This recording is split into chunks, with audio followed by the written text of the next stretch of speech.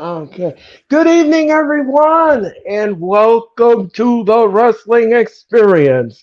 My name is Earl Cole, and oh, yes, ladies and gentlemen, you've landed again on the mothership.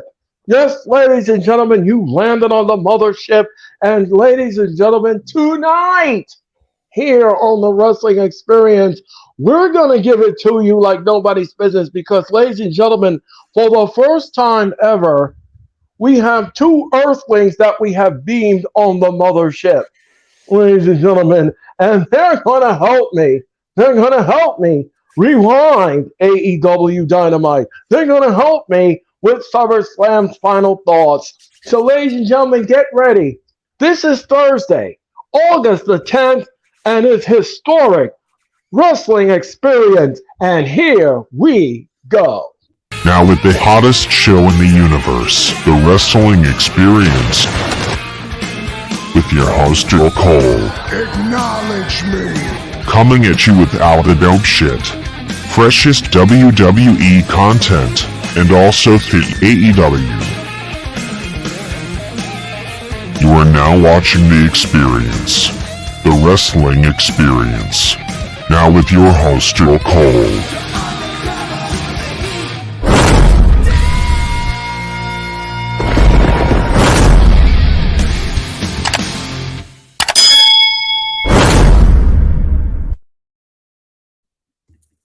It just never gets old, ladies and gentlemen. Welcome to the Wrestling Experience, ladies and gentlemen. On the heels, ladies and gentlemen, on the heels of a successful Raw watch-along, on the heels of a SummerSlam watch-along, and on the heels of a successful AEW Dynamite watch-along, we are back, ladies and gentlemen, with the Wrestling Experience. Now, ladies and gentlemen, last week, ladies and gentlemen, if you were here for the Wrestling Experience, we made history because for the first time ever, we had a 3-hour telecast. Ladies and gentlemen, and Lord have mercy, my goodness, what a telecast it was. And tonight, ladies and gentlemen, we're going to continue that because we're going to have, for the first time ever, two gentlemen, ladies and gentlemen, that just will rock your world with their analytics, ladies and gentlemen. So let me introduce you to the first one, ladies and gentlemen. He is the founding forefather of the Hardcore Sports Network. He's got MK Heads in the headline, ladies and gentlemen, and he's Orange Cassidy's best man at his wedding. Ladies and gentlemen, please welcome the one and the only Mr. Mitch Coffey. Mitch, welcome to the Wrestling Experience. All right. What is up, everybody? But hey, you know why these watch-alongs were successful? There was no Orange Cassidy on them at all. So I'm going to tell you that right now. And ladies and gentlemen, this gentleman needs no introduction, ladies and gentlemen.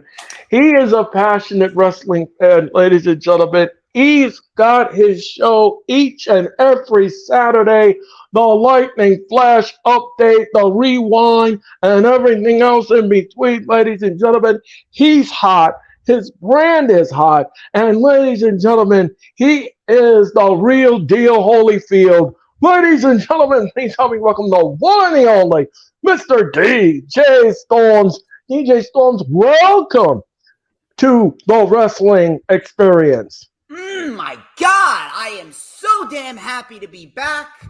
Feels like ages, even though we just collaborated like 4 days ago. But regardless, as I always say, we are rocking and we are rolling, getting down to the nitty and the gritty. And if I may, I would love to ask your permission to give the people what they want. And I think you know what I'm talking about.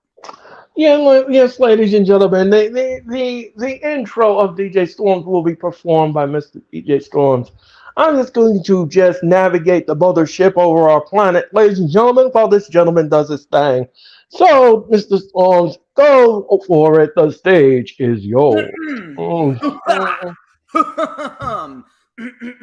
Me, do, re, mi, fa, sol, la, ti, do. Ladies and gentlemen, I'm the one and only DJ Storms, and I would like to welcome each and every single one of you aboard the mothership. You see what I did right there? We are streaming live on 4 different platforms across three platforms, 8 different accounts, including Hardcore Sports Twitter, Hardcore Sports YouTube, Mitch's YouTube, Earl's YouTube, my YouTube, Earl's Twitter, my personal Facebook, and the DJ Storms Passe group. And I think it's about time that y'all understand who exactly I am. For those of you who do not know some of the names that they call me, well, they call me Mr. Controversy and the operator of the best damn Twitter handle. No.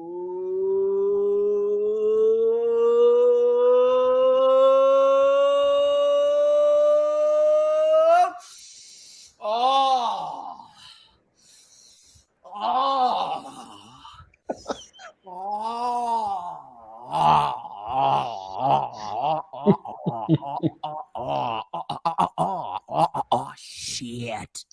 Do you smell that? Let me tell you something. I want y'all to answer this question. I think you already know because you're very well equipped. You are mentally equipped to understand. You are very well equipped in the nostrils to smell, and you know what that smell is. Earl and Mitch, what is that? Whatever is better than Orange Cassidy.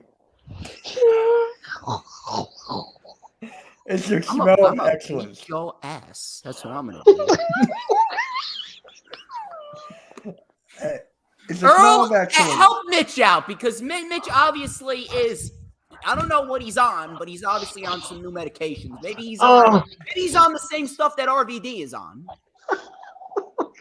Pure excellence. Yeah, right, baby. It's pure motherfucking excellence. Wait for it. Wait for it.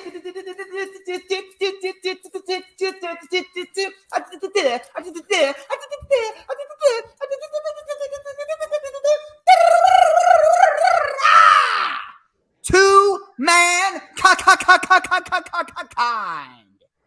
Yeah. Let me talk to you. LA Knight is better than Orange Cassidy. What? Okay, LA Knight is better than so Orange Cassidy. anyway, ladies and gentlemen, in the annals of wrestling, ladies and gentlemen, I think DJ Storms is going to give Mitch the Buddha do. It's going to give him the Buddha. Orange Cassidy first. Oh, okay. Well, He needs to make a fool out of himself. Why don't we get this stream back? okay. Yes. Ladies and gentlemen, for the first time ever, ladies and gentlemen, I'm having Mr. Mitch Gofsky and Mr. DJ Storms together. Now, normally, ladies and gentlemen, on the Wrestling Experience, I would have these two gentlemen on separate shows. But I thought it would be so much fun to have both of them at the same time. So, ladies and gentlemen, on this mothership, we're going to have fun with the two of them because they just bring it to you like nobody's business. Mitch is funny as all get out, and DJ Storms, well, he's Mr. DJ Storms. DJ Storms, exactly. That's the only description you can give me. And ladies and gentlemen, as DJ Storms said, 4 days ago, we collaborated on SummerSlam. And ladies and gentlemen, if you want to see the encore presentation of that show, the link for that show is in the description below. All you have to do is just log on and so far, ladies and gentlemen, we are almost up to 80 views on the video. So, ladies and gentlemen, let me check. Hold on. Which one are you talking about?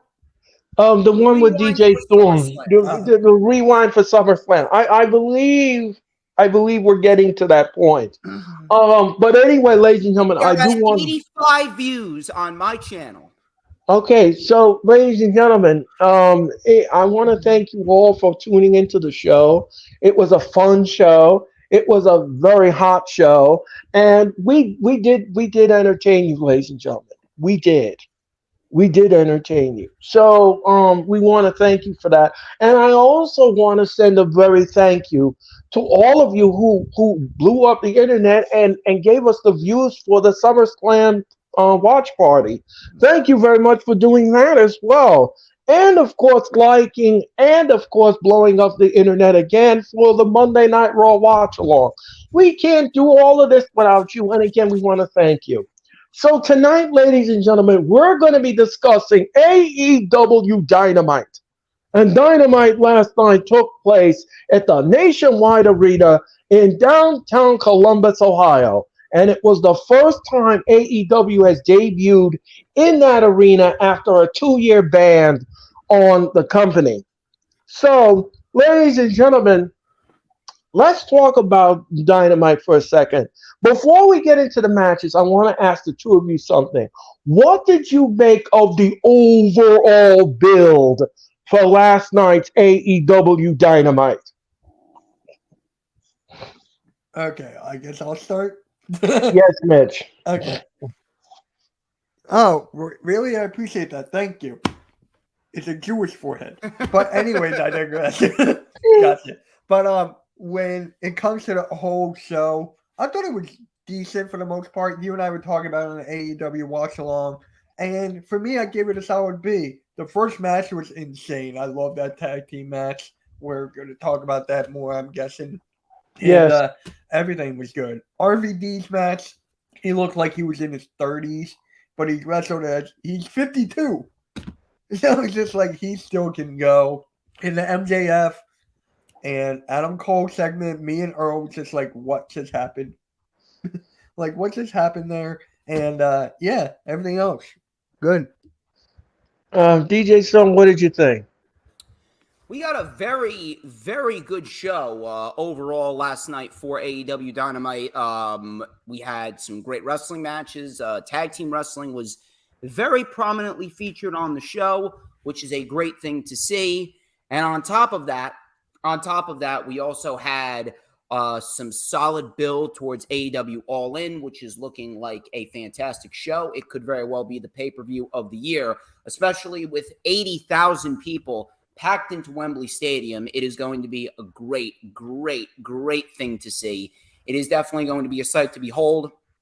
The only thing that was a little off-putting was the main event. And we're going to talk about that, and we're going to go in depth on the main event. It wasn't necessarily the worst match ever, but it was a very, very basic match. I mean, like one of us could step in there, or two of us could step in there rather, and we could perform that match move for move. So it wasn't necessarily the worst match ever, but it was very, very basic. But overall, a very good show. Solid steam ahead towards AEW All In. And I'm glad that it was a good show, because when it's a good show, it makes for even better conversation. Yeah, I'm just gonna say this. There were two things. There were two things on the show we're gonna talk about.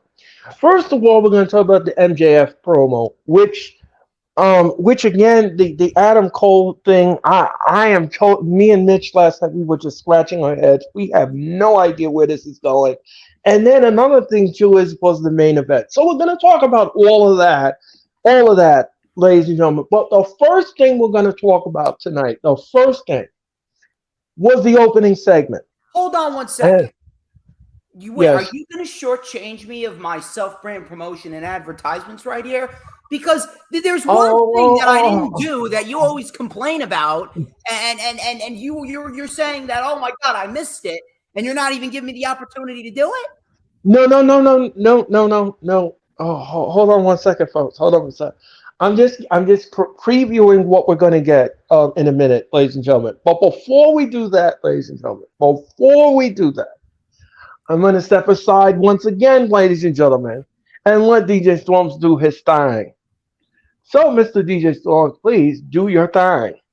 Well, thank you very much, Mr. Earl Cole. Now, if you guys don't already know where you can follow me on Twitter and Instagram at HistoryMakerDJS. Once again, that is at HistoryMakerDJS, both on Twitter and Instagram. You can also add me on Facebook for collaborations and business inquiries. Please send me an email. My email is, of course, stormstakeover gmail.com. Please make sure that you like the official DJ Storms business page, and I make you send you an invite to join the official DJ Storms posse group on Facebook. That is, we are live right now. Like the stream, no matter where you're watching it on, and share it out on all platforms, social media, whether it be Twitter, Instagram, Facebook, Pinterest, Tumblr, Snapchat, TikTok, whatever social media platforms that you use, because everyone needs their dose of DJ Storms. But when you add Earl Cole and Mitch Kofsky, I'm telling you, it is a high that you will never, ever experience from anything else but the three of us, because we are the holy trinity. No, matter of fact, no, the unholy trinity of the IWC. And I mean that in the best possible way. Of course, please make sure you share out the stream. And if you're watching on my YouTube channel, Earl's or Mitch's, got to make sure that you hit the like button, and hit the like button on the Hardcore Sports YouTube channel as well, because that way it's going to boost the subscriber count. We are on the road to 1,000 subs on Hardcore Sports. I'm on the road to 2,200. Earl, I believe, well, what are you on the road to? Well, we're getting up to that level where right now, ladies and gentlemen, I'm up to the 332 subscribers. So he's on the road to 400. So if you have not, please make sure that you subscribe to Earl Cole and Mitch Kofsky. He is looking to boost up his subscribers as well. He's looking for 2,100, I believe. 3,000. 3,000. Holy fuck, he's ahead of me. Motherfucker. How am I playing catch up to this fucking guy that hates Orange Cassidy? Unbelievable. Hey, but this Jew hates Orange Cassidy. Leave it. But I digress. Subscribe to all of our YouTube channels and hit that notifications bell on all 4 of the channels with a huge coup de grace. And you know why? Because that way you're going to know whenever I pop up on YouTube. You know why? Because whenever I pop up on YouTube, oh, baby, it is the best time to be on YouTube. You know why? Because it is the best time to see this glorious, this oh so glorious, scintillating sideburn chin strap combination and this beautiful mustache right here. Earl, you have not seen it in about 4 days. I know you've been missing it, but now we're going to break it out right here. This beautifully crafted, magical ace black comb. And no, Danny Fernandez, I will not shut up. You can suck my dick, because I am going to give y'all what you've been waiting for. And that's a little and a dash of and a whole lot of Suck on that, Danny, because just like a hot steaming bowl of Campbell's chicken noodle possibilities, I am just so good. I am the tastiest snack in the IWC, and everybody wants a piece of the Storms Meister. Earl, you may continue. But first, I'm a smart guy for hating Orange Cassidy. Shut up, Mitch. Well, ladies and gentlemen, just if you all didn't know, I'm going to be stepping aside right now, and I'm not going to be hosting the show much further, because Mr. Cassidy will be hosting the show. Anyway, ladies and gentlemen. Anyway, ladies and gentlemen. Hey, I'll give him some money and he'll go away. Anyway, ladies and gentlemen, I digress. Anyway, ladies and gentlemen. A great stream. Oh, yes, it is. Anyway, ladies and gentlemen, the opening segment, ladies and gentlemen, was the Jericho Appreciation Society meeting of the minds. And ladies and gentlemen, the segment was great. I had no issues with the segment whatsoever. Jericho looks like he's on an island by himself, because the Jericho Appreciation Society last night told Jericho where to go. Now, I want to know something here, and somebody needs to help me here. Where is this going? What's happening here? is the Jericho Appreciation Society really turning their back on Jericho and walking away from him and building their own brand and branching out on their own? And these people are going to be singles wrestlers again? Or are they just going to band together and stay together and have their own faction? That is something that needs to be expounded upon here. And also, ladies and gentlemen, what's Jericho's going to do in all of this? Is he going to feel bad about what happened last night and return to the Jericho Appreciation and try to get sympathy back into the group? Or is he just going to side with Don Callis and go with Don Callis and his family? This is all leading to answers that we need to know. So, Mitch, I'm going to turn to you first. What did you make of this segment, and exactly where do you think this is going? Well, Earl, like I said on the AEW Watch Along last night, I compared it to when Triple H, remember when he was in charge, everybody was saying Yes, no confidence or whatever, they walked out. I had right. that same exact feeling right there. So for me, there's a match going to be at All In. I know it's probably, I don't know what kind of match it's going to be yet, but I feel like there's going to be some kind of stipulation at All In, and Jericho's probably going to be by himself. Um, DJ Stokes, what do you think of all of this? The one thing that I took away from this, and there was a lot to unpack, even though it wasn't anything crazy, but the one thing that I took away from it was Sammy Guevara was the last one to leave. Out of Right, everyone, they were leaving one by one by one. Sammy right. was the last one standing. Now, the overall segment, simple and very, very effective. Sometimes you don't need any of these complex, over-the-top type of segments. You just need a very simple one. It was very simple, and it got the job done. And Sammy was the last one to leave. And what does that mean? This is all building to a Sammy Guevara versus Chris Jericho match. When, I don't know. The rumored match for All In is Will Ospreay versus Chris Jericho. But at this rate, it does seem like every single member of the Jericho Appreciation Society, they're going to go on their own. It looks like Anna Jay is sticking with 2.0. Hager, he could stay on his own. I'm not really sure what Hager's going to do on his own. He's probably just going to transition into a backstage type of role because he's getting a little older. He's a very good wrestler, but he's not really going anywhere. Daniel Garcia, he's gotten himself incredibly over on his own doing the dance. And then on top of that, Sammy Guevara, he has the most upside out of anyone in the Jericho Appreciation Society. Sammy Guevara, he's got everything that you want in a professional wrestler. He's not the best promo, but when he's on, he's on. And he actually came off very well in that segment last night on Dynamite. So he's not completely out, but it seems as though Jericho is going to make a decision possibly to stay with the Don Callis family, considering that Don Callis has offered him a lot. And we could very well get full-on heel, prick-like Chris Jericho, and Sammy Guevara could very well be made into a major babyface. And the one thing that I've really, really noticed, and it doesn't just connect with Sammy Guevara, I may be skipping ahead right here, but you notice Sammy Guevara, he challenged for the World Championship not too long ago. Is anyone else noticing a pattern that every single individual who faces MJF, they change? Ricky Stark turned heel, John Moxley turned heel, Wheeler Yuta turned heel, Bryan Danielson turned heel, Sammy Guevara is on the route to turning babyface, Jack Perry turned heel, and Adam Cole, he aligned with MJF. He was not trusting of MJF, and now he trusts him. The only one that really hasn't changed yet is Darby Allin. He was the only one that really hasn't changed yet. But almost every other individual has changed. So that's definitely a nice pattern that I've noticed there.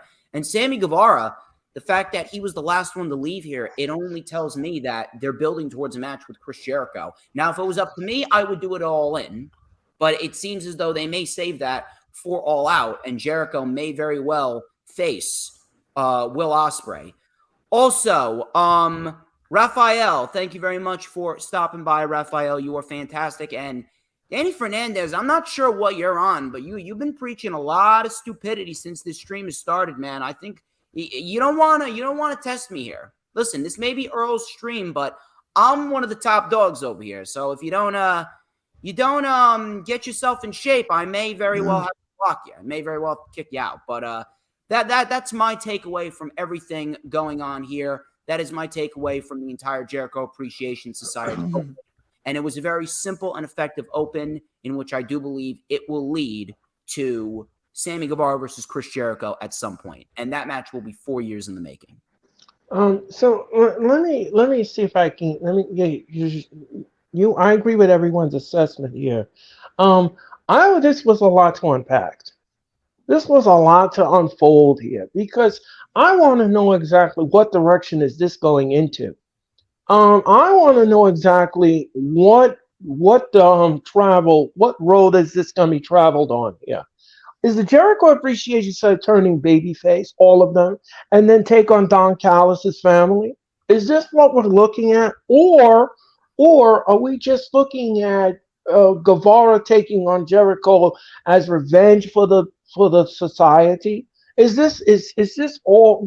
That's what I want to know. That's something that I'm kind of intrigued with here, and I'm kind of like I want to see what happens here.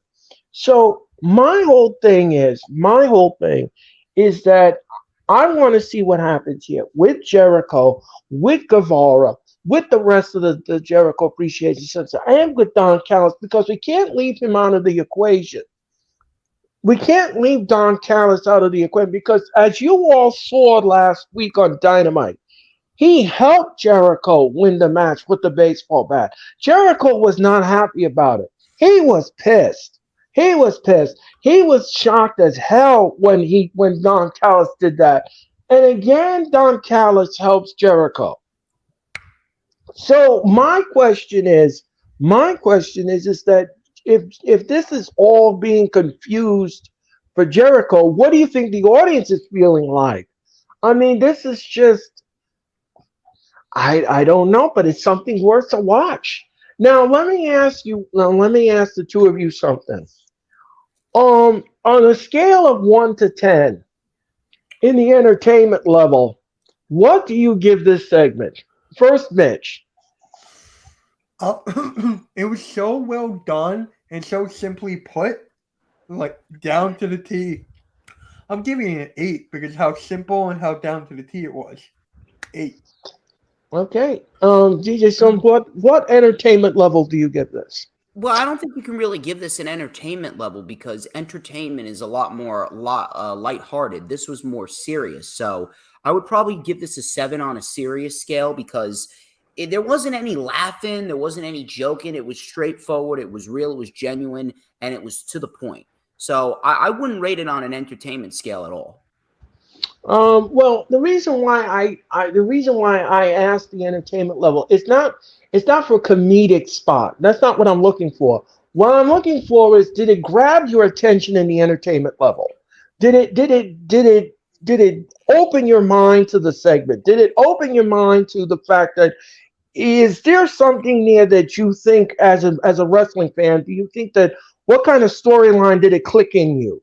And that's what I mean by the entertainment level. Not a comedic entertainment or anything like that. That's not what I'm looking for. So, based upon what you all have said, I'm going to give this segment an 8 as well. I'm going to give this an 8 as well because it did open my mind. It brought me in, it drew me in, and it made me have the intrigue that I was looking for. So I'm very intrigued about this segment, and I want to see what happens here. All right. Let's talk about this for a second.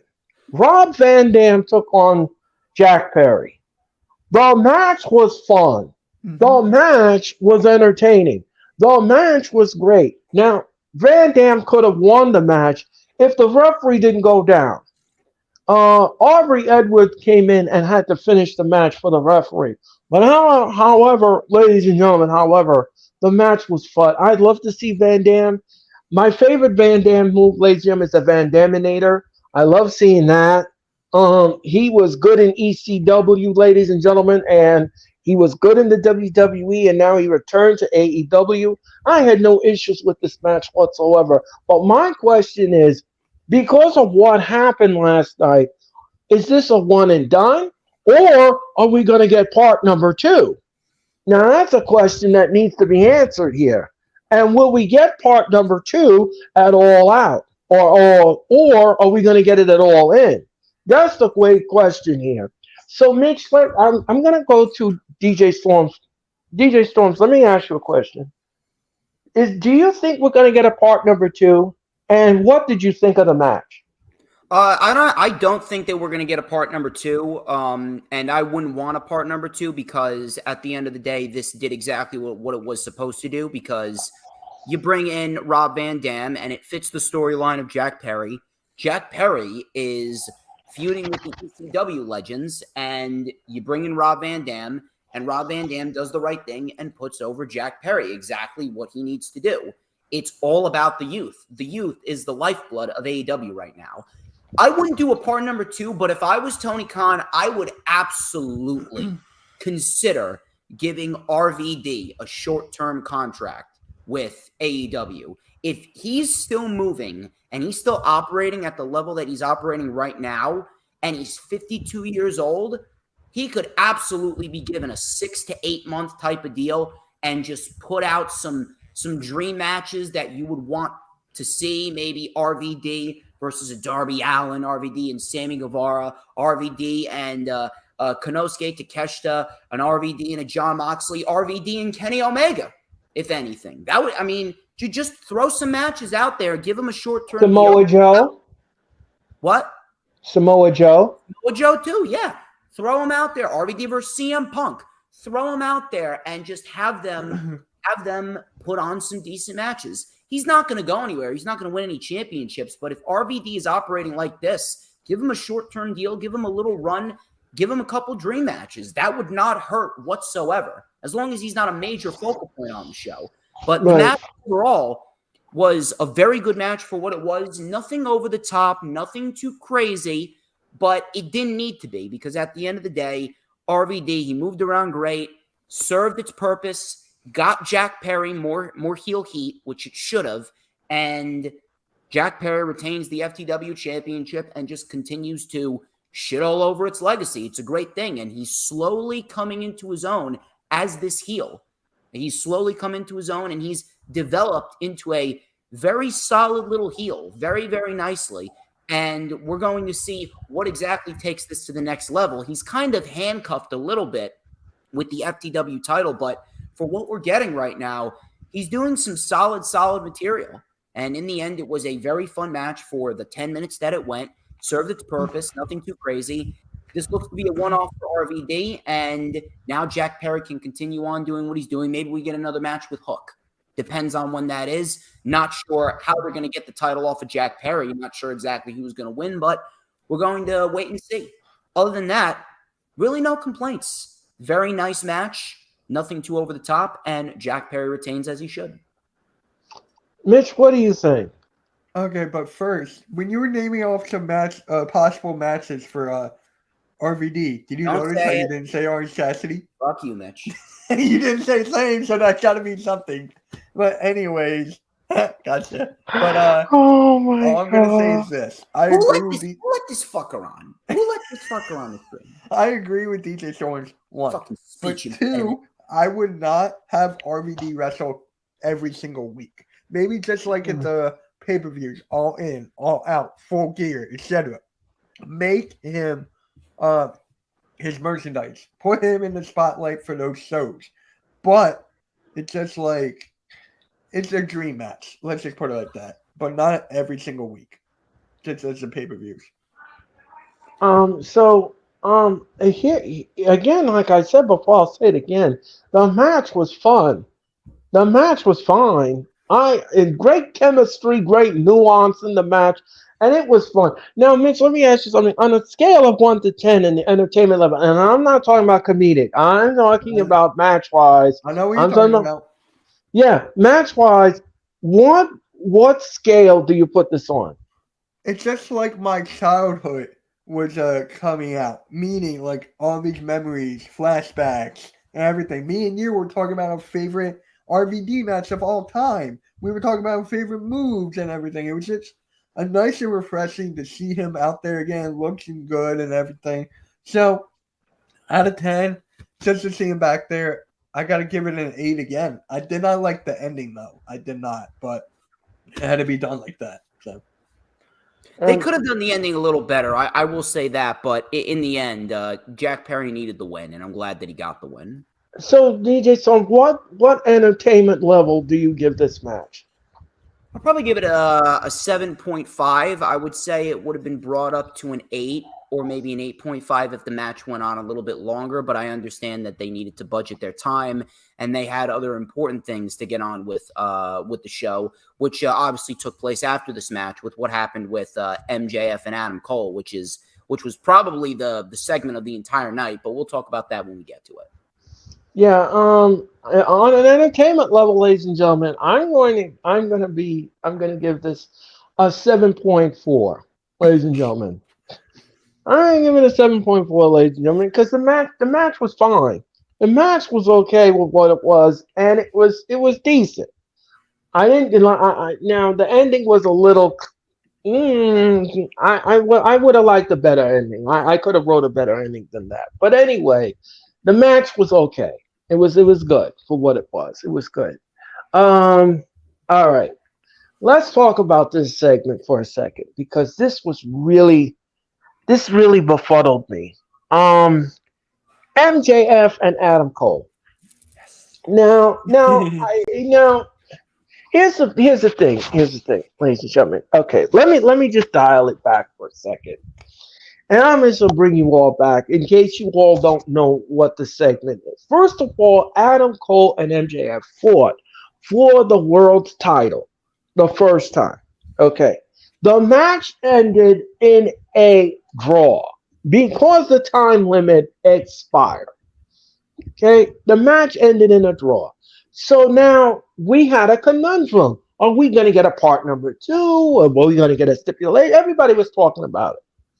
Then all of a sudden, Tony Khan created this tag team tournament. And he made this thing what I call in wrestling strange bedfellow booking.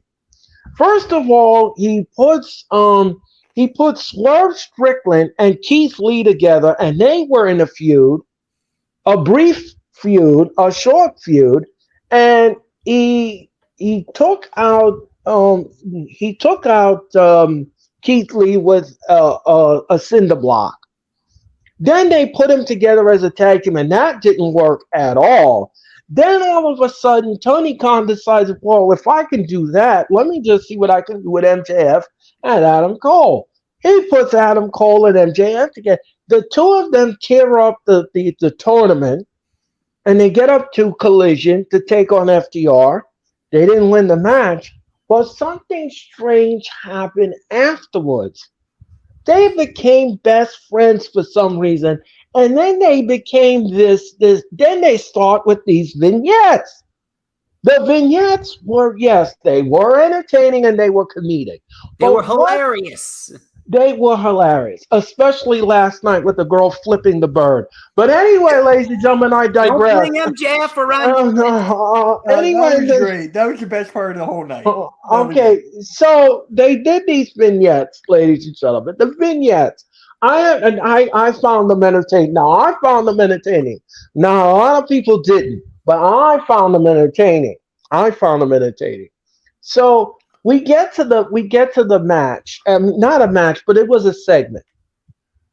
We get to the segment, and I don't know what happened here, but I am totally confused. Why did you now, Tony Khan? Listen to me. Why did you have Adam Cole and MJF challenge for the ROH tag team titles on a pre-show at All In when they are scheduled to be in the main event to close the show? That made no sense to me at all. Don't you want to protect your money-making pay-per-view main event by not having them wrestle on a pre-show? Don't you know injuries could be involved in this? Let's say Adam Cole gets injured in the match, or let's say MJF gets injured in the match, then what do we do at the main event? What are you going to do then? You're going to have a big problem.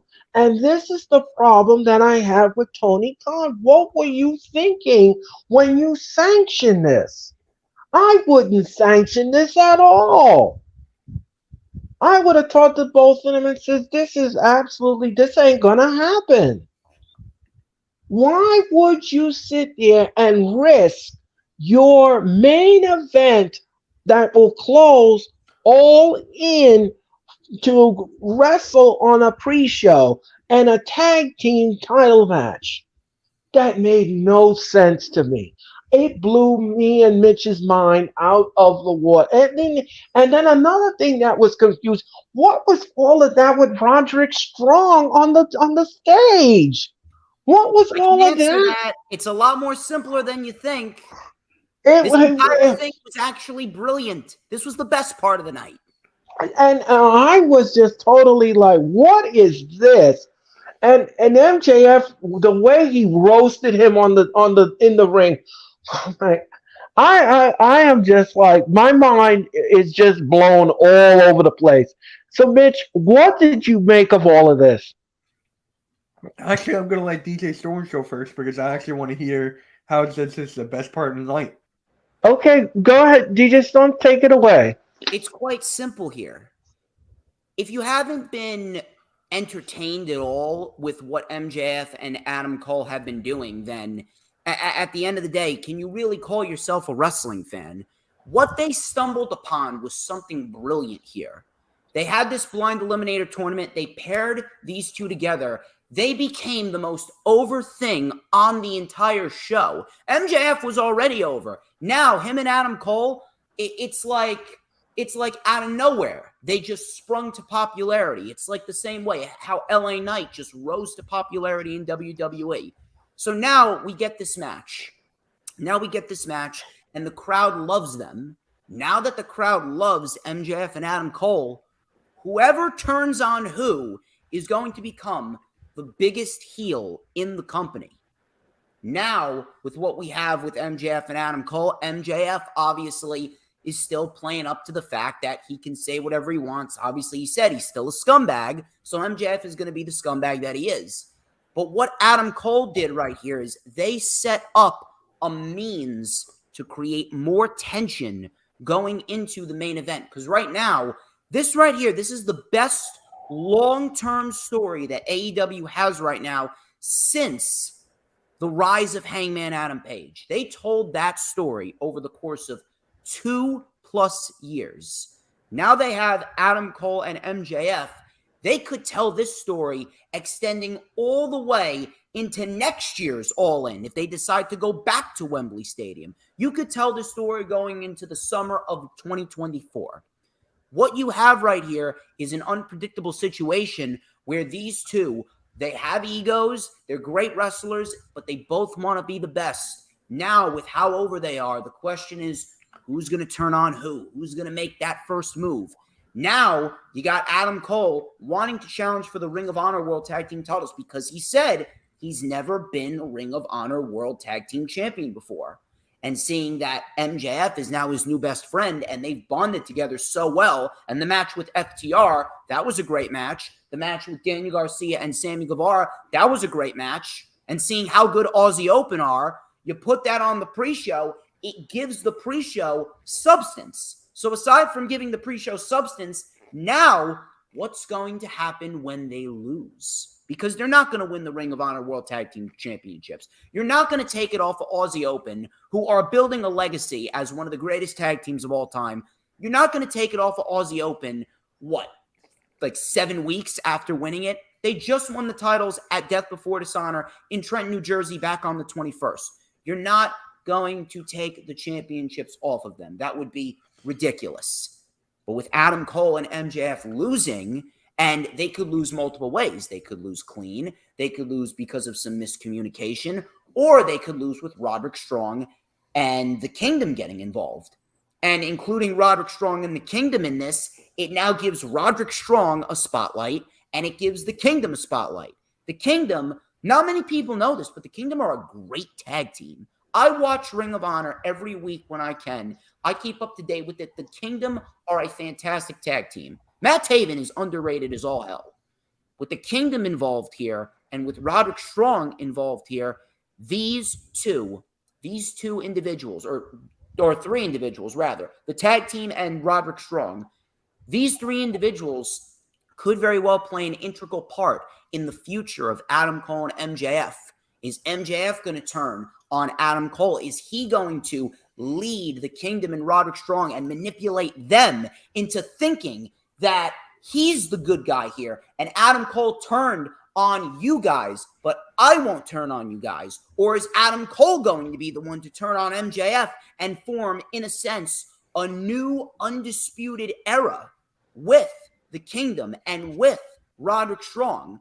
That's the great part about it. The unpredictability is there. The tensions will rise.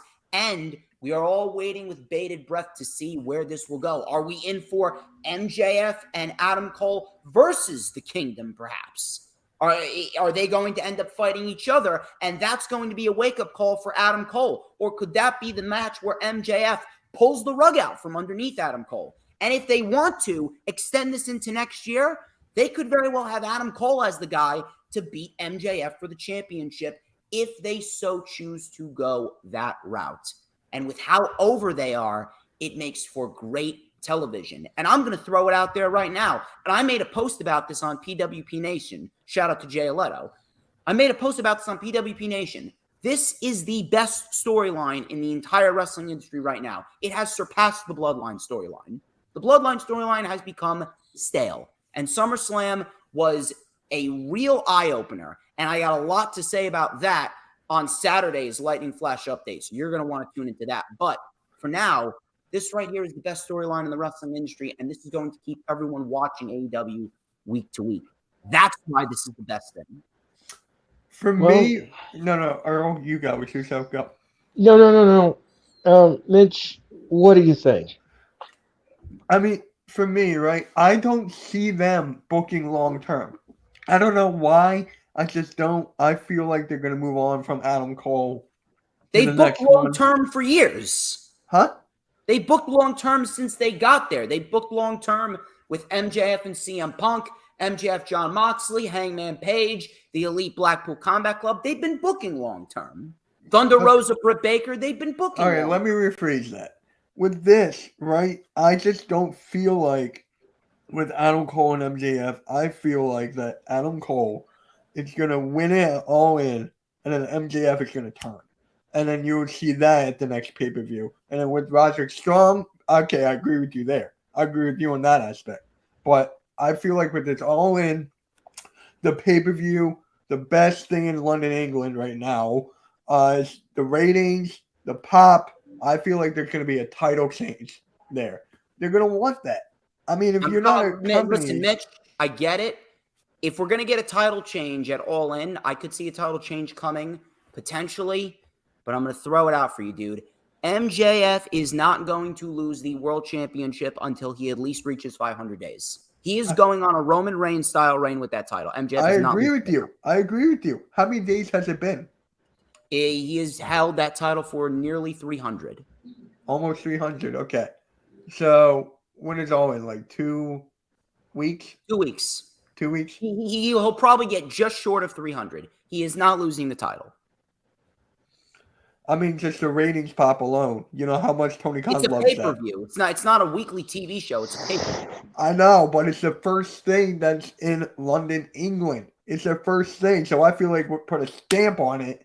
You know, Adam Cole beats MJF for that title. History in the making. Your history in the DJ. If we're going to get a title change, it'll probably be with John Moxley and Orange Cassidy. And if Yay! Shut up, Mitch! If they don't want to do it there, I can see him doing it at All Out. But they're not gonna take the world title off of MJF. That would be foolish. Hey, I agree with you. But I'm just saying here, with the first time being in London, England, anything can happen. And hey, you said Orange Cassidy's going to lose at All In. I'm happy. You said it, not me. All right, take a piece. Shout out to the 12 people in here. Really appreciate it. I appreciate it. Thank you very much. Hit that like button on all our channels. We greatly appreciate it. Here's the thing. First of all, DJ Storms, that was. I'm not confused anymore after that explanation. I'm not confused anymore. I was confused, but until you opened my mind to several things, so I'm not confused anymore about what you just said. Um, is this compelling television? Absolutely. Did it grab your attention? Absolutely. Does it have intrigue in it? Absolutely. And does it have some goals in there? Yes, it does. So, but again, like I said before, I'll say it again. I'm just like a little upset with Tony Khan as to booking this Ring of Honor tag team title match. I mean, you don't like I said, I don't mind the match. I understand that you want to give the London fans something to chew on when they look at the pre-show and everything like that. I get it. I understand it.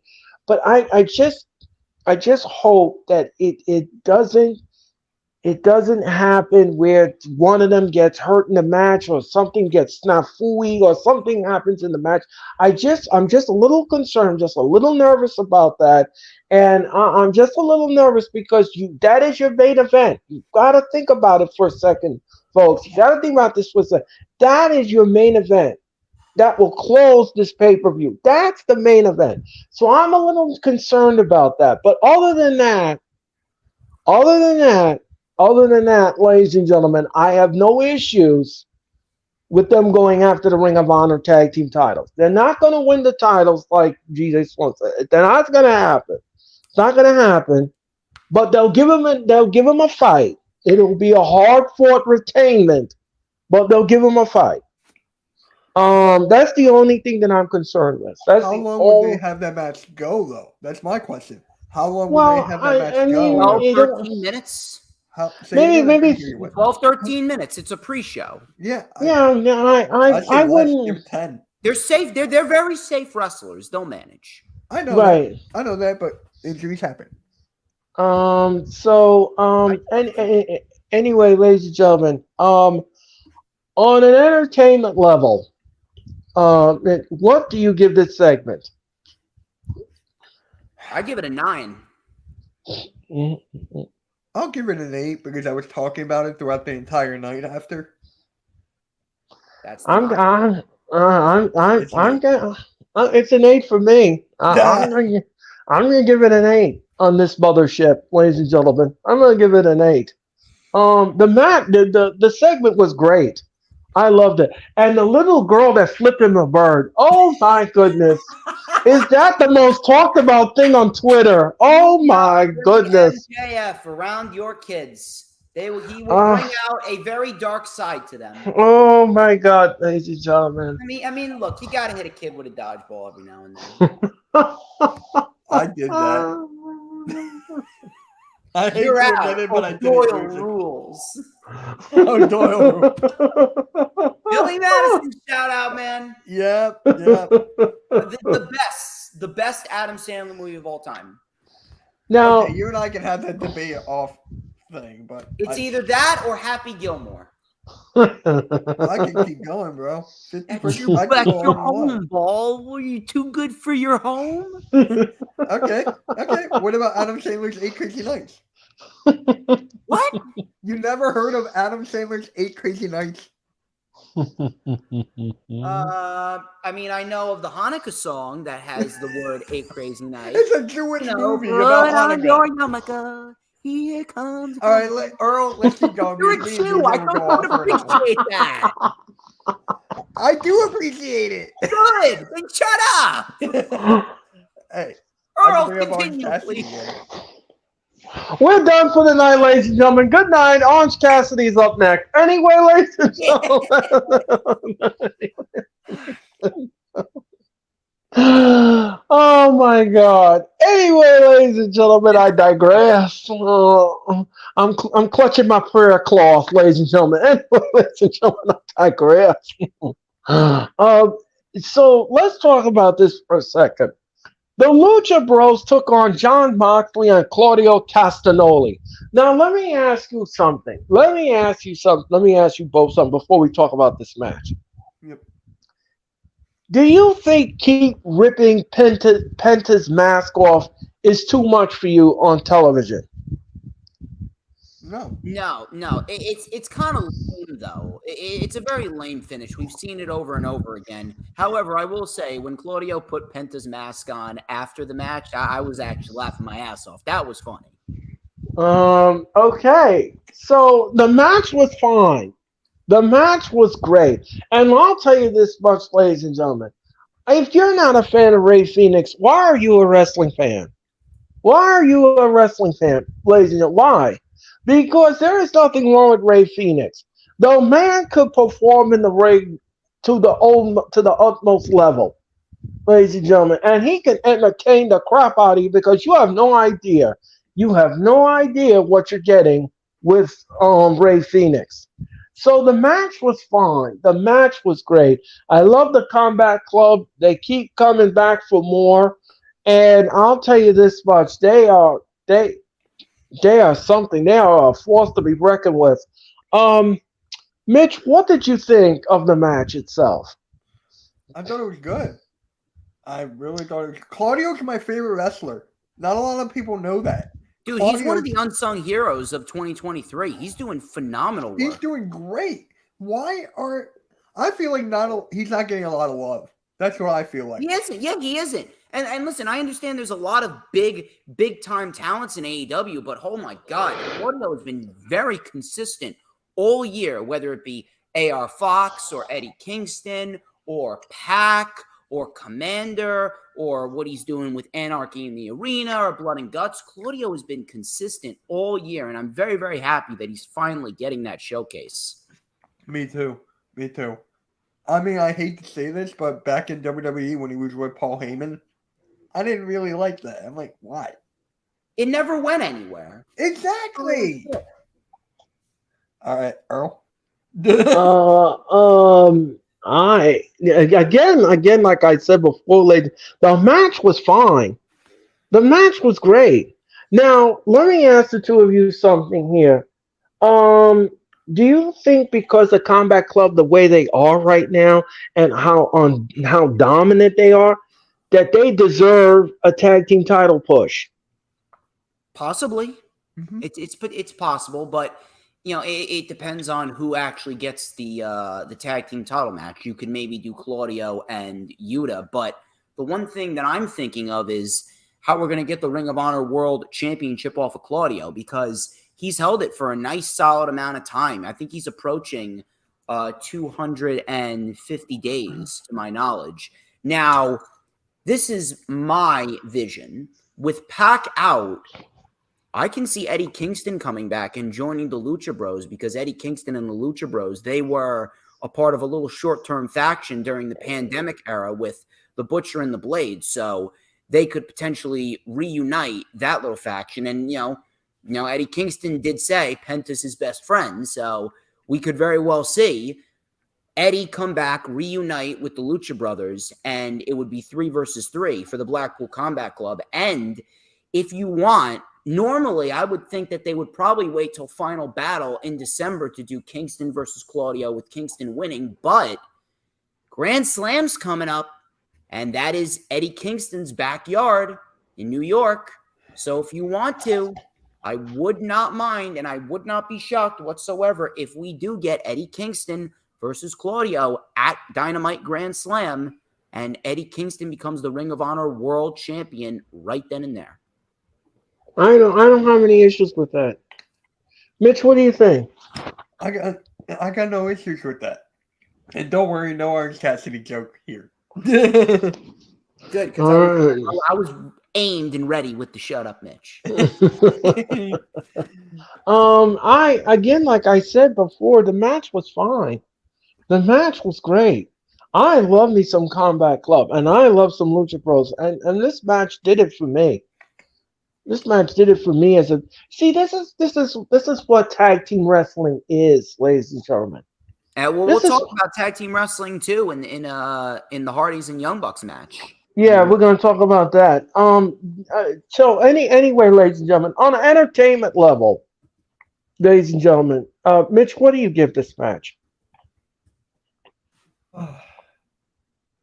With Claudio in it again. I don't know why I'm. You know what? I'm not going to give it an 8. I'm going to give it a 7.75.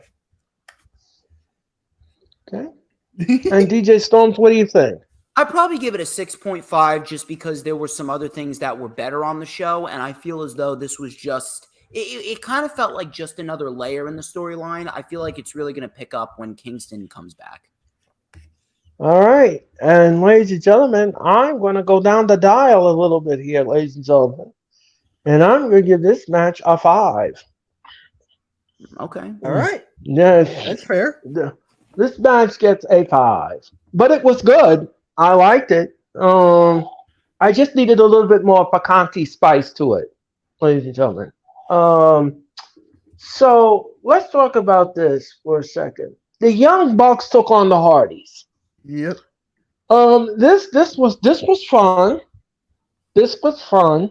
I like the Hardys. I now let me see if I can get this.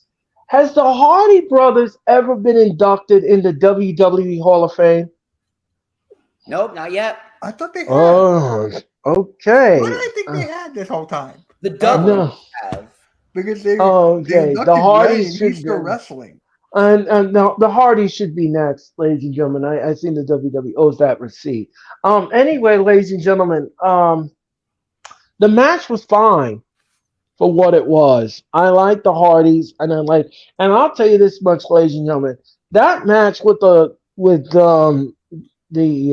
Young Bucks and FTR #3 at All In. I'm looking forward to that. That is going to be a master of a banger. That match is going to be a banger, and I cannot wait to watch that. I cannot wait to August the 27th, ladies and gentlemen, because I can't wait for that match. That match is going to be good. But this match was good. This was a prelude to the match to All In, and I love it. I love the build for All In, and everything is going in the right direction. So, DJ Stone, what did you make of the match itself?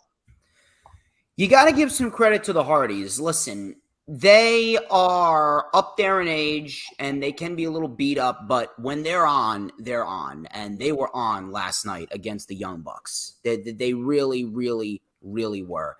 They had a very good match with the Young Bucks. No botches. It was smooth. Jeff was moving around there very, very smooth. He was moving quick. And the Young Bucks ended up winning straight up with the BTE trigger. And that was the extra boost of momentum that they needed to challenge FTR. And I'm not really sure where the Hardys go, but right here, they had a very good match. And I think it's about time that we all started appreciating the Hardys a little bit more. The fact that they are still doing it, and they delivered a very solid tag team match overall. And now that we get FTR and the Young Bucks, if we're getting that in front of 80,000 people, I'm telling you, that could be the greatest tag team match of all time if they want it to be. It's going to be up there with FTR when they were known as the Revival versus DIY. It's going to be up there with the Bucks versus Hangman Page and Kenny Omega. It's going to be up there with the Acclaimed and Swerve in Our Glory. It's going to be up there with many other tag team, Undisputed Era and the Viking Raiders, Undisputed Era, Mustache Mountain. It's going to be up there with the Briscoes and FTR. It's going to be up there with Bullet Club Gold and FTR. It's going to be up there, man. FTR has been putting on banger after banger after banger. They're like the tag team version of Sheamus. So I'm telling you, it's going to be a spectacle. It's going to be a spectacle to behold. Mitch, what do you think? I mean, just watching the Hardys again, I mean, this is so damn good for their age. How old are they? In their early to mid 40s. Yeah, that's what I thought. Man, they can still go. And the Young Bucks, they're my favorite tag team. Like, they're up there with the Usos. Well, the Usos still considered, I'm going to throw them in the tag team still. Fuck it. But, yeah, I mean, it's a good match. I can't wait. On the entertainment level, I'll give it a 9. What do you think, DJ? So what number you give this match? I'd probably give it a 7. Okay. And ladies and gentlemen, this match was great. This match was. I mean, you can clearly see, ladies and gentlemen. Now, there was a person on Twitter, and I understand that you're a Hardy person, and I understand you're a fan of the Hardys, but you have to understand that these guys cannot move the way they used to move when they first debuted in the WWE. Yep. They can't do it anymore. You can tell that all the years of bumps and splashes that these guys have taken off ladders, tables, and everything has taken its toll on them. They could, I mean, Matt Hardy can barely walk sometimes. I mean, you can clearly tell the ring bumps are showing on these guys, but they still can put on a good match, ladies and gentlemen. They could still put on a good match.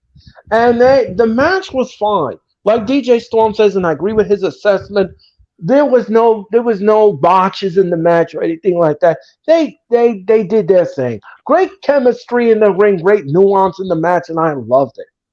It was fantastic. Thumbs up for me across the board. And as far as the entertainment level, ladies and gentlemen, I'm going to give this match a 7. Ladies and gentlemen, the match for me was great. I loved it, and it was great. Now let me ask you all something. What did you make of the Swerve Strickland promo? The Mogul Embassy look great together. They really do. And Swerve, man, Swerve. Listen, I know that it's not the right time right now, but Swerve could absolutely carry one of the major singles championships over there, whether it be the world title, the TNT title, the All Atlantic, or the international championship. Swerve Strickland is vastly underrated. He's up there with Claudio. He does not get enough appreciation. And it's a simple storyline that makes sense. And now we get a double coffin match at All In. And I think that could very well be the retirement match of Sting. Well, I'll tell you this much, ladies and gentlemen. Now somebody asked me last night, how are they going to win this match? It's very simple. All you have to do in order to win the match, both your opponents, you can't put one in the coffin. You can't put one in the coffin. You must put both of them in the coffin, and then you shut the lid. That is how you win the match, ladies and gentlemen. One of them can't be in the coffin, and then the other one's in the ring. No, you got to shove both of them in the coffin and close the lid. So that's how you win the match. The segment was fine. I had no issues with the segment. Sting coming back, I had no issues with it. At first, when I saw the cell phone lights, I said, "Oh my God, is this Bray Wyatt?" But it wasn't. It was Sting. It was Sting. Mitch, what did you think of the segment? The fact, I thought it was good when Sting came back. I mean, after that devastating fall he took, I'm surprised he's even back up walking. But yeah, He's invincible. Huh? He's invincible. Yeah, better than Orange Cassidy, but I digress. Anyways, I'm just gonna say this: kudos to Sting. Glad he's healthy. Glad he's ready to go for All In. You like how it just slide on it? Now you know why I don't have Mitch on my show more often. Oh, no wonder I saw that he was barred. Anyway, ladies and gentlemen, I digress. Cassidy. I didn't even see that. That was you. Anyway, ladies and I'm gonna fly. Anyway, ladies and gentlemen, I digress. So yeah, the segment was fine. I had no issue with the segment. Great stuff, great chemistry with everybody, and it was a great interaction. Now, ladies and gentlemen, we're going to go up to the last match of Dynamite. And that, ladies and gentlemen, was the Women's Championship match. It was Okada Ishida taking on Anna Jay. The match was okay. I did not like the ending, though. The ending was a little clunky. I don't know what happened there in the end, but it was a little weird and it felt awkward. I don't know what happened there. But anyway, Mitch, what did you think of this match? Let DJ take this one because I went first last time. Okay, DJ, go ahead. The floor is yours. What did you think? I can see Tony Khan is pushing the agenda of women's wrestling after the whole Lufisto fiasco. Listen, we all know there's backstage politicking, and we all know that there is cliques being formed backstage and all that. Listen, I'm happy for Sheeta. I'm all for showcasing new talent in the main event, but it's going to take a lot more than that in order to really rejuvenate the women's division.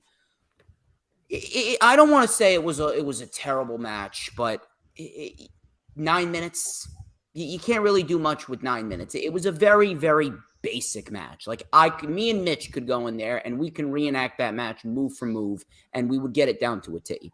That's the one thing that I always look for when it comes to wrestling matches. Like, can I reenact this match down to a T if I want to?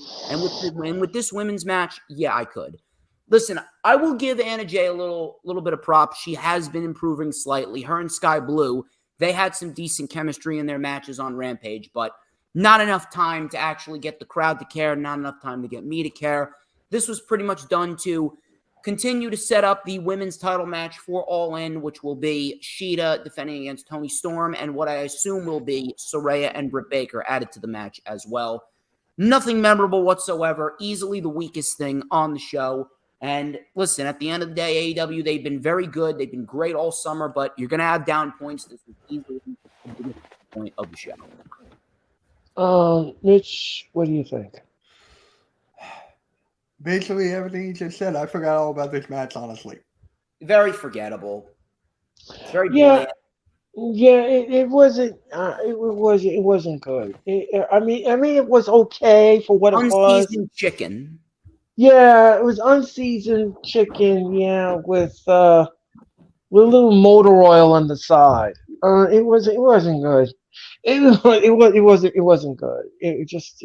I probably rated a 4, and that's being generous. Okay. I'm gonna rate it a 3.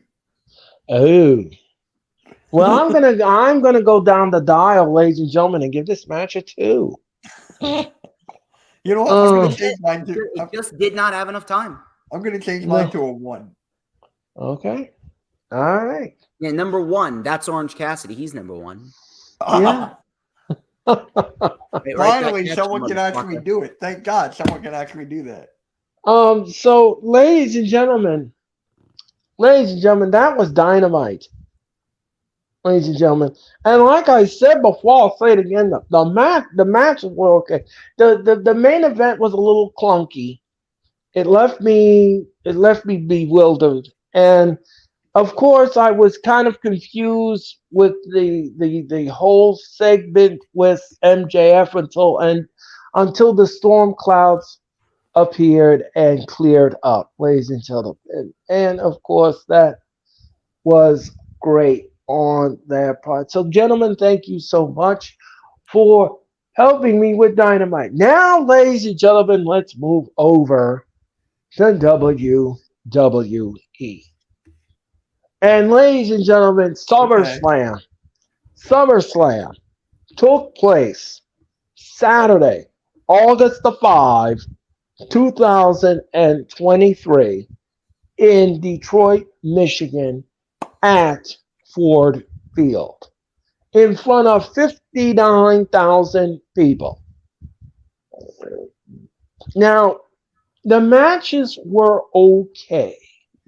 Okay. The only issues I had, they needed some of the endings and some of the matches were a little tweaked. They needed tweaking. Especially the main event. But we're going to talk about that.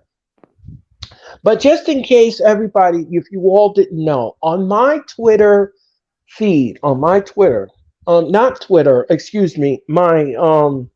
YouTube community tab, I put out a poll, and I urge everybody, if you follow me on YouTube, then you need to go to my community tab and vote on this, because I asked wrestling fans. I said, as a wrestling fan, were you upset at the main event at SummerSlam? And so far, almost 75% of you said that the ending made no sense. So I agree with that assessment. But anyway, we're going to talk about that. So let's talk about this first match for a second. Let's talk about this first match for a second. Let's dive into this. The Intercontinental title match. It was Gunther, and he took on Drew McIntyre. Now, I know some of you says that McIntyre should have won the Intercontinental title, but you have to understand this and understand this. On September the 7th, mark this date down on your calendar. On September the 7th, Gunther will far surpass the Honky Tonk Man as the longest reigning Intercontinental Championship of all time. And based upon that, and based upon how Vince likes nostalgia, Gunther had to retain. Yes. So Gunther needed to retain the Intercontinental title. The match was fine. The match was physical. The match was hard hitting. The match was everything I ever expected and more. So, DJ Storms, what did you make of the match? It wasn't a bad match by any stretch of the imagination, but it definitely feels like they could have gone a little longer. And I feel as though they didn't go as long because it almost seemed like a farewell match for Drew McIntyre. I really wouldn't put it past them if Drew McIntyre really is on his way out, especially after the way that he walked. He walked out looking very frustrated. But Gunther, I actually had winning. I was shocked that Drew didn't win because I thought that they reached an ultimatum with Drew to have him come back and beat Gunther because he was unhappy creatively. But that didn't happen. I'm glad it didn't happen because Gunther deserves to break the record. But it does seem like Drew is on his way out, and maybe that could be the best thing for him. But Gunther is on the way to breaking the record as he should be because he is more than deserving of it. Mitch, what did you think of the match?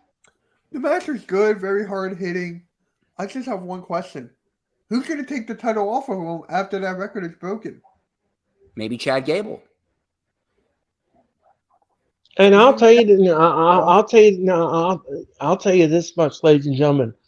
I can't believe I'm saying this, and this is very shocking to me. But Chad Gable actually won a singles match on Monday Night Raw, and they're giving him a push.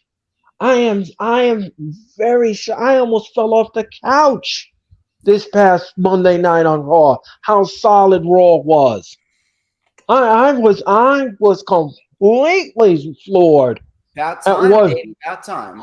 So you go finish her off. No. Go ahead, Mitch. Ask the question. So, if it's definitely Chad Gable, is Gunther on Raw or SmackDown? I'm drawing a blank. Gunther's on Raw. Okay, so there is a brand split, sort of then. Okay. They don't really give too much of a I know. I'm like, wait a minute. The rules probably in the next couple days. I thought, oh my God, I thought Gunther was on SmackDown. He got traded. All right. So trading in WWE is so stupid. I know they should just end the brand split, but let's not waste too much time because I want to give it to Earl. We don't want to waste too much time on SummerSlam since we went in depth on that. Like I said, the match was fine. Entertainment level, ladies and gentlemen, the match was a 9 for me. I gave it a 9, and it was great across the board. I loved it. Mitch, what entertainment level did you give the match? I'll give it an 8. 6. Hey. 6. Oh. It left a lot more to be desired. Could have gone 5 minutes. Okay. Now, ladies and gentlemen, let's talk about this. Cody Rhodes took on Brock Lesnar. Now, I was not invested in this storyline whatsoever because you never told us why he was doing what he was doing to Cody Rhodes. And I just completely lost my all interest in this match. But I'll tell you this much, ladies and gentlemen. Cody Rhodes is a beast. No pun intended. This man came back for more punishment than I could ever imagine. And he wouldn't die. Like he just wouldn't roll over for Lesnar. The match was fine. The match was okay. I had no issues with it whatsoever. But I'm glad it's over. I am so glad this is over. We don't have to suffer through this anymore. I am so glad we're going to be moving on from this. And Cody Rhodes, the WWE owes you a huge receipt after what they put you through. So the match on an entertainment level, I'm going to say it was a 7 for me. DJ Storms, what levels do you give this? I'd probably give it an 8. This was if this was all we got out of this feud, I probably wouldn't have been so hard on it because this was actually a very good match. This was probably Brock Lesnar's best match since the match with Roman last year at SummerSlam and Cody's best match since WrestleMania. So props to Lesnar. He showed up to work. They told a nice story. They went more than 10 minutes, which is great. So I can't really sit here and complain about it. They had probably one of the better matches on the show. Yep. Mitch, what do you think? All right. For me, it was after the match how Brock Lesnar, quote unquote, acknowledged Cody Rhodes. To me, I thought that was the best part. After the match was still good. The match was really good, actually. I'll give it an 8. But it was just after the match how Brock Lesnar did that. Triple H said that he didn't even know. So, I think that was a great moment. That was a very good moment for Cody Rhodes. Yeah, I think that was great. The way he passed the torch, and the credit, and yeah, I liked it. But now Okay. Brock Lesnar done. I'm gonna say probably yeah. I don't think think he's done. but you know something. Never say never in WWE. Never say never. Show. Yeah, they'll pick something for him. They'll pick something for him to do. Another opponent. They'll pick somebody for him. He'll be feuding with someone in the program.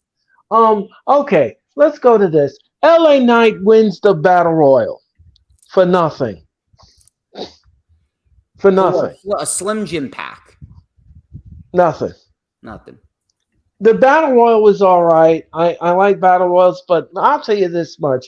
Between Battle Royals, Andre the Giant, Memorial Battle Royal, all those things, they need some kind of stipulation to it. They need some kind of stipulation. Right. It needs some kind of stipulation to it. And that pisses me off as a fan. That pisses me off. Because why would you book this match just like that? Why couldn't you have a stipulation? You could have either picked Gunther's title or you could have picked the U.S. title. That's what you should have done. And it should have, and I'll tell you this much, the stipulation should have been the winner of the match gets to choose either the U.S. title or the Intercontinental title at Payback. And that's the way you should have done it. That's the way you should have booked it.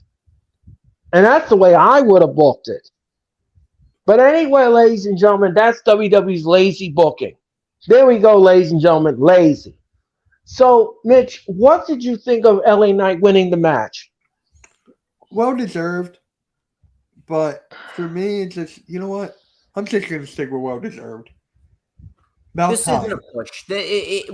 When LA Knight wins a real title, then we can say it was a push. This may have been a start, but this is WWE seeing this as not a liability. Yeah, well, we hear you. We're not going to push LA Knight. We'll give him the Battle Royal, but he's not going to win anything. I really thought Omos was going to win. I was about ready to start breaking glasses in the pub that I was in. If I have to deal with that with I gotta deal with that moron winning another match. Why is he still employed? Why? And as we all know, ladies and gentlemen, Omos is as All right. green as Go Hey. shit. his is as yes. Here we move on. Okay. Anyway, ladies and gentlemen, on an entertainment level, ladies and gentlemen, the match was a 7.5 I'll give because it. What you gave it a 5? 5. Okay. You know what? Screw it. I'll give it a 6. Oh, all right. All right, ladies and gentlemen. Okay, here's something that was really trashy. Well, I don't know if it was. Well, I don't know. Ronda Rousey took on Shayna Baszler. Next. Oh. Next. Okay. Here's something that I agree with DJ Storms when we talked about this. MAA thing is boring. MMA It's boring. It's really boring. And Ronda Rousey is horrendous. Ronda Rousey is horrendous, ladies and gentlemen. If you will. She is boring. The woman wrestling sucks. And ladies and gentlemen, I can't believe I'm saying this, but if you didn't hear the news around the internet, WWE re-signed Nia Jax. Yeah. I heard that. Why? Bloodline. Why? Bloodline. Why? Bloodline. Family. Why is it? Rock. That's all I you mean, need to- and people still want to defend the bloodline storyline. Oh my god, I would have. I'm not defending it. more I'm just fun. saying family. I swear to God, I would having more fun staring down a rhinoceros penis than watching Nia Jax. Well, okay, you can do that on your own time. That's your thing. I'm not. That's what I would rather do than watch Nia Jax. Well, that's up to you. I'm not on that side. Does anybody anyways. does anybody remember all of the botches this woman has done and how many women she injured in matches? I'm trying to forget. Why would you do this to us again? Okay, my brain hurts. Why would My you do this everything to? hurts. And now they're saying that she's going to become on the Raw brand. Oh my gosh, no! If Please, she's no. not with the bloodline, it's automatic failure. It's going to bring the bloodline down, but the bloodline is the only thing that would save her. Oh my God! I'm gonna say this though. I'm gonna say this. If Naomi did not go to Impact, they should have put her in a bloodline. Yeah, should have absolutely done it. No. So anyway, the match was. I don't know. The match was Garbage. It wasn't for me. I'm It giving wasn't it for a me. negative 10. This I'm match giving it a wasn't. negative 11. Fine. All right, I'm not going that route. The match is a 0. I'm sorry. It's just a flat 0, like a pancake. I'm sorry. Okay, pancakes are better than that match. Don't do No, it. no, I'm sorry. Wait, really?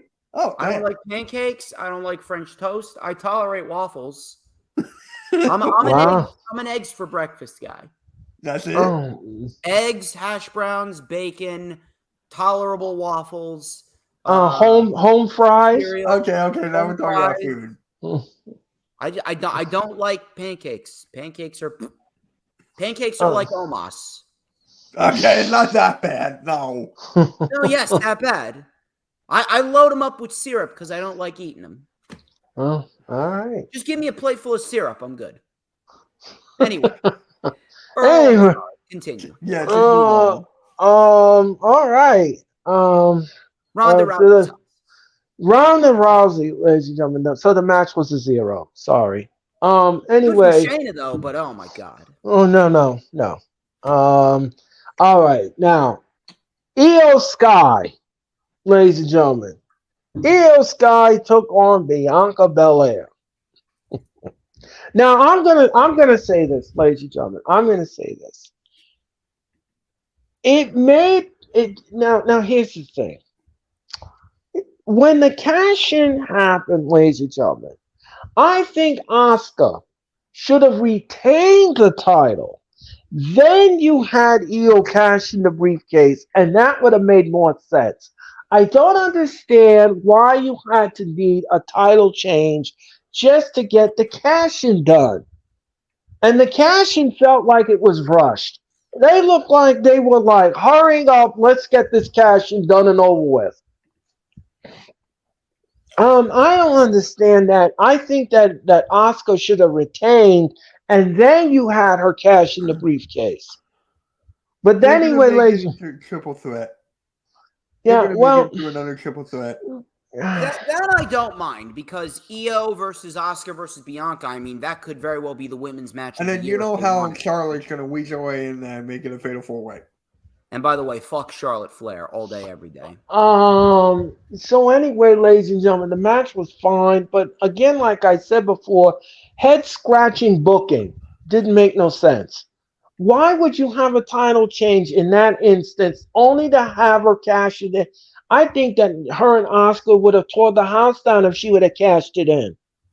That would have Yeah, made but more sense. hold on. I will say this: they set it up very well with the injured knee. That much, Yeah, I will. yeah. The injured knee was fine. The injured knee was fine. I had no issues with it. But if it was me booking it, I would have did it a different way. But anyway, ladies and gentlemen, that's what WWE wanted, and that's what they got. But the match was okay. It was okay for what it was. The And cash, it was a Io little, Sky, man, Io Sky is going to be a great women's champion. I just hope that yeah, they actually get behind her. right. So on an entertainment level, ladies and gentlemen, because because of the cashing, and I didn't care for the cashing. I'm going to give this a 7. 7. The triple threat match was kind of weak, and they were placed in a bad spot. And women's wrestling, it's just not it right now in WWE. I'm probably giving the match itself a 4, but the cash in, I'm going to give a 9 because Io Sky is great. Okay. All right. And it gives the damage control something to do. Yeah, finally. But before, they seemed like jobber control. Right. Is Bailey still injured? No, she's not No. injured. She Cool. was never injured. No. Dakota Kai's injured. Right. Oh, I thought Bailey was. Not anymore. Okay. And that's and ladies and gentlemen, we want to send the best wishes to Sonya Deville, who had her knee surgery this week. good. Right. Sonya Deville is out of action indefinitely, ladies and gentlemen, and that means that the women's titles will be vacated. These titles are cursed, ladies Burn and 'em! gentlemen. Burn him with They fire! they are cursed. Every woman that has had these titles, ladies and gentlemen, has either been injured on the shelf or something snafu happens and they have to cough the titles up and it needs to be vacated. Oh, God. So now the WWE is saying that they're going to create another tournament to determine who's going to be the brand new women's tag team champions. Damn. Can we just move Well, on? I don't want to talk about that. Anyway, I just want to take this blue snowball microphone and just bash this window in, but I know that Thunder is going to be pissed if I do that. oh my God. I gotta move Eddie. If you want to pay for Thunder's window, let me know. Yeah, I'm good. Anyway, ladies and gentlemen, Seth Rollins took on Finn Balor. The match was great. The match was fine. I had no issues with the match whatsoever. They keep teasing you with this briefcase. They keep putting the wedge in there. The wedge is becoming wider, ladies and gentlemen, of the Judgment. Now you have JD Madonna in the mix. This is becoming very intriguing as to what's going to happen here. And I'm very interested and I'm very invested in what's going to happen here. Match was fine. The match was fun. On an entertainment level, ladies and gentlemen, I'm going to give this match a 9.8 because I loved it. It was fantastic. It was fantastic. And I love the animosity between Priest and Balor. It's just keep digging that wedge and digging that wedge and digging that wedge until it explodes. And I can't wait. I can't wait. I'm looking forward to Very it. nice story, I will admit that. And that was probably the best Finn Balor Seth Rollins match that we've ever gotten. I actually thought that Finn was going to win the title.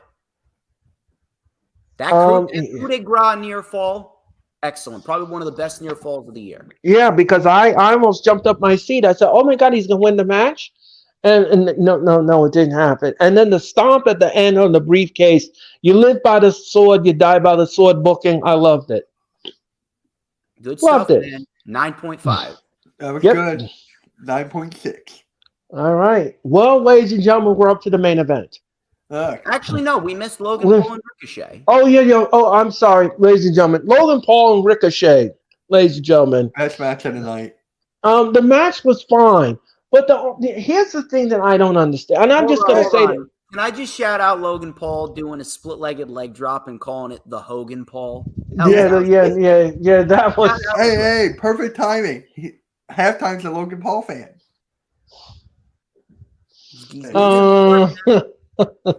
Continue, Earl. We only got 2 more matches left, and then we're gonna get out of here. Anyway, ladies and gentlemen.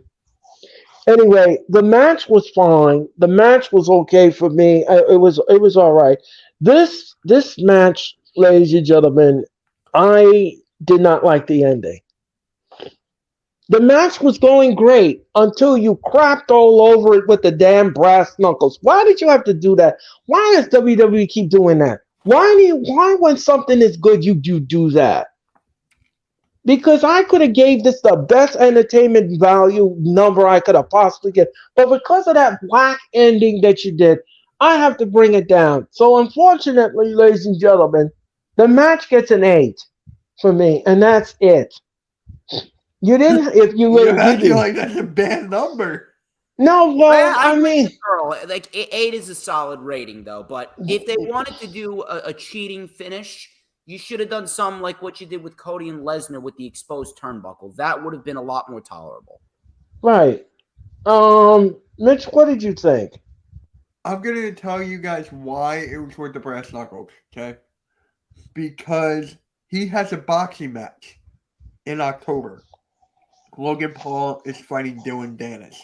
So that is why the right hand for that.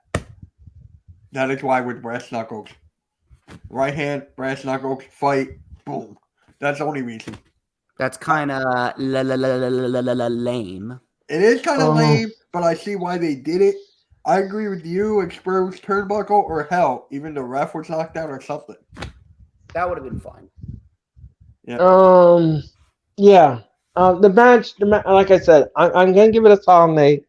And the match for me would have been higher if you didn't do the lame finish. Yeah. Anyway, ladies and gentlemen, now we're going to go to the main event. It was Jey Uso taking on Roman Reigns. Now, I'm going to tell you something, ladies and gentlemen. This storyline has reached a glass ceiling with me.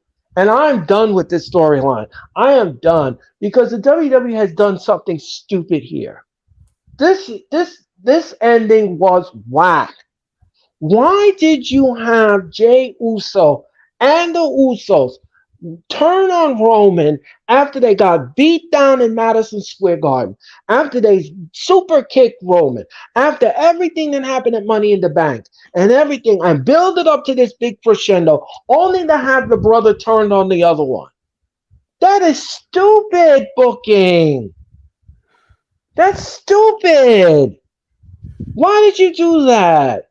That's so lame and lazy and everything else in between. Why did you do that? That made no sense. And I agree with everybody that was on YouTube who voted on my community tab. That made no sense. They're running out of ideas. It's just going on with no end in sight. That's not long-term storytelling. That's called overbooking. It's just lame, DJ Storms. It's lame. Why did you build it up all the way up to this crescendo and then you do something stupid like that? Lazy. You couldn't come up with a better ending than that? We're gonna talk about that, and I do have a lot to say. And No, I cannot wait to the Lightning Flash update. I'm gonna pose a question that I don't see anybody posing. Um, After watching Dark Side of the Ring, Bash at the Beach 2000, and that debacle that took place back then, we're going to really dive in depth on Roman Reigns and everything going on with the bloodline. I can't wait because I'll tell you this much later. You need to watch the Lightning Flash update later on Saturday afternoon because I'll tell you this much, ladies and gentlemen. I'm sorry. I know I'm not going to be on the show and I'm going to listen to it but I'll tell you this much, ladies and gentlemen. I am at my wit's end with this. I am at my wit's end with this storyline. It's the glass ceiling. There's nothing else I can say. And as far as the entertainment level goes, ladies and gentlemen, with that whack ending, I'm gonna give this main event a 6. 5.5 for me. It's not even just about the ending. It's just they've gone as far as they can go. Yeah, that's what I'm saying. The glass ceiling. Paul Heyman keeps on saying, "Oh, we're in the bottom of the third." No, we're not. Bottom of the third. We're in the fucking 33rd inning, Paul. Oh my God. We got to really deal with this for another 6 more years? Come on, man. Mitch, what do you think? All right. I think it has run its course. I think it is done. The only thing that could possibly save it, actually not save it, what the fuck am I talking about? Sorry about that. But all I got to say is this. I'm calling it right now. Survivor Series, Fatal 4-Way. Roman Reigns, Jimmy Uso, Jey Uso, Solo Sikoa. Calling it. And I don't even care. Just fucking give it to Solo already. At this rate, and I'm going to go in depth on this more, it doesn't even matter who Roman loses the title to. We just need to get it off of him. Yeah, and this... I just have one thing about that, right? If he loses the title, is he actually the tribal chief? No. Of course he is. Are you going to argue Roman Reigns after the run that he has been on? Roman Reigns is at Undertaker levels right now. Are you going to question the Undertaker? If the Undertaker doesn't have a title, you're going to question the Undertaker? That's completely different characters. That's different characters. It's like what happened with Bray Wyatt. That title with Bray Wyatt pulled him down. I'm saying you can't compare Roman Reigns to the Undertaker. Completely different. And he's at that level. He's at John Cena, Undertaker type of levels. He's at the John Cena, but not at the Undertaker level. I'll give you that. But we're at a level where he doesn't need a title. He does not need the title in order to be the tribal chief. If you're going to question him after the run that he's been on, then you know what? I think that you may be a little in the head. All right, all I'm going to say, to me, if he who's he going to lose it to, though? I don't even care. I think he's going to lose it to Cody at Mania 40. I don't even want to wait that long. I think it is. I think Cody's going to win the Rumble again, and then he will go to fight Roman at Mania. Same thing that happened with John Cena years back. That's what I see. Gunther should win the Royal Rumble. Not if he... So what? You have him losing IC title then? Yeah. Have him lose it. Have him lose it to Gable after he breaks the record. Have Gunther win the Royal Rumble and challenge Seth Rollins for the World Heavyweight title. I mean, I don't agree. I don't disagree with you on that. I'm just saying I don't see Gable winning it. I don't know who I see winning it. Winning the IC strap. I don't think it's Gable. Who else is there? He's got to separate from Otis in order for that to happen. He needs to separate from Otis. The Alpha Academy is great together. If he separates from Otis, then Otis is dead. Chad Gable is one of the best wrestlers in the company. I don't think that he needs to be with Otis. He doesn't need to be with Otis, but Otis needs to be with him. And the Alpha Academy are greater together than they are separate. At least Otis is greater with Gable than he is separate. They can still do the tag team even with Gable as IC champion. You don't have to break him up. I think you got to break him up. I'm going to end it at that. We will go in depth, like I said, on the Lightning Flash update on Saturday, and I do highly encourage everyone to watch because, trust me, I have a lot to say. I understand. I understand because I'm at my wit's end with this storyline. I'm done. I have washed my hands of this storyline because I think it just keeps getting dumber and dumber and dumber with what you're doing. Because this ending was whack. And the common denominator is the fact that Roman is champion when he doesn't need to be anymore. WrestleMania was the time. Yeah. And the shenanigans again with the damn shenanigans in the match. Elsie comes out with her cow, and all her friends come out and they want to play on the dance floor, and they're not supposed to be there. I'm sick of it. I think we've really hammered the nail into the coffin there. Yeah. Yes. Anyway, ladies and gentlemen. Anyway, I'm gonna get off my soapbox. Anyway, ladies and gentlemen, that is going to do it for the Wrestling Experience, this historic edition, ladies and gentlemen. I want to thank Mitch Kofsky. I want to thank DJ Storms. And I'll tell you something, ladies and gentlemen, these gentlemen are not, this is not the last time I'm going to have these gentlemen on my show. No. They're going to come back again.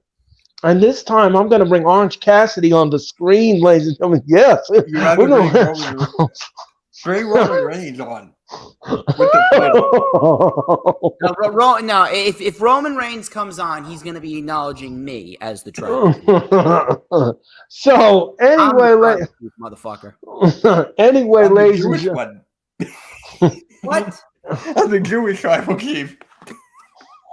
The tribal Jew. There you go. The tribal Jew. All right, I think we broke her off. You're the tribal Jew. I'm the tribal douche, but I make it look good. All right, Earl. So anyway, ladies and gentlemen, we have to call deep. Never mind. I'm going to leave it alone. Anyway, ladies and gentlemen. Hold on. Before we leave, what we're going to do, ladies and gentlemen, every single time Mitch Kofsky has a stream, we are going to get hashtag the tribal Jew trending in the chat. There we go. You better make that your new Twitter name. Oh, hell. So anyway, ladies and gentlemen. I'll do it if you do tribal Jew. Tribal Jew. Anyway, ladies and gentlemen. I might. If you do that, I'll do that. All right. So anyway, ladies and gentlemen, on a programming note, well, I'm going to be back in cyberspace, ladies and gentlemen, tomorrow night for Friday Night SmackDown, ladies and gentlemen, and the fallout from SummerSlam 2023. And Mitch, I believe you're going to be joining me for tomorrow night SmackDown. And then, ladies and gentlemen, I'm going to be doing Collision on Saturday night as well. Yeah. So anyway, ladies and gentlemen, that is going to do it for me, ladies and gentlemen. Again, I want to thank Mitch Kofsky. I want to thank DJ Storms, and I want to thank my loyal fans for watching. And thank you all so much for hitting the likes, the comments, and everything else in between. I greatly appreciate it. I hope everybody has a safe weekend and enjoy your Friday and enjoy the rest of your Thursday night. I'm Earl Cole, ladies and gentlemen, and this has been the Wrestling Experience on the Hardcore Sports Network. Good night, America. Now with the hottest show in the universe, the Wrestling Experience, with your host, Earl Cole. Acknowledge me. Coming at you with all the dope shit, freshest WWE content, and also the AEW. You are now watching The Experience, the Wrestling Experience. Now with your host, Earl Cole.